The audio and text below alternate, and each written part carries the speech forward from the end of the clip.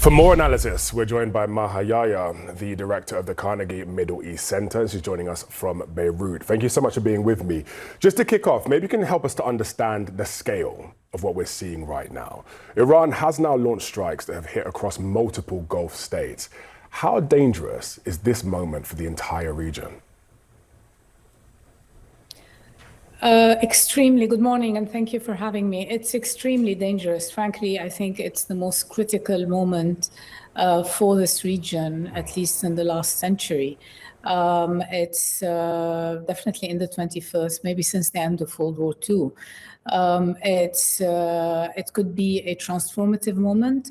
We're looking at the prospect of a region-wide conflict, which has already begun. Multiple cities are being targeted, cities that we thought were oases of calm. So until the dust settles, we're not sure where things are going to be going. But what is clear is that we're entering into a new regional architecture, if you like, a regional set of dynamics, and it's a wait-and-see game. We are also seeing economic ripple effects. We're seeing oil shipments disrupted, global energy markets reacting.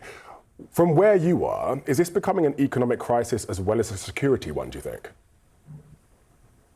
Absolutely. No, absolutely. I mean, the Gulf the Gulf region was perhaps the one positive story in a sense, at least economically, for the rest of the region. As you've seen, we've been saying for a while now that the region has been moving at two different speeds. You have the Gulf region, which is flying at 90 miles an hour economically. There's growth, there is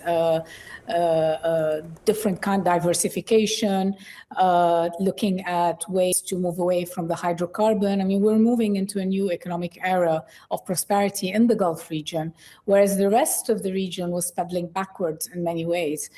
Conflict, places like Lebanon, Syria, Iraq, even places in North Africa, Libya, Tunisia, I mean, they're being mired in and literally pedaling backwards economically and often politically, as well as in terms of human development because of conflicts. Now it's the entire region that's become engulfed in this tragedy that is unfolding. And this will have significant consequences. It's not just about rebuilding. Prior to this latest conflict, World Bank and international estimates indicated that the region needed somewhere close to $650 billion to rebuild what had been damaged in Gaza, in Libya, in Yemen, in Lebanon, in Syria, in Iraq. And now we have to add to that what is happening in the Gulf, which is, that's one part of it, but also the additional damage in Lebanon now with the ongoing war, but also in Iran. I mean, it's just horrific. And no one's going to do that. There isn't a Marshall Plan. There is nothing in the works that indicates that the necessary investment will be put in place. And my fear, frankly, is that much of the economic gains, much of the economic prosperity that Gulf countries may have are now going to go into increased defense spending because the confidence has been shaken, if not shattered. People are very fearful. The outcome of the conflict in Iran will determine much of how things go forward. So if this regime stays in place, that's one story.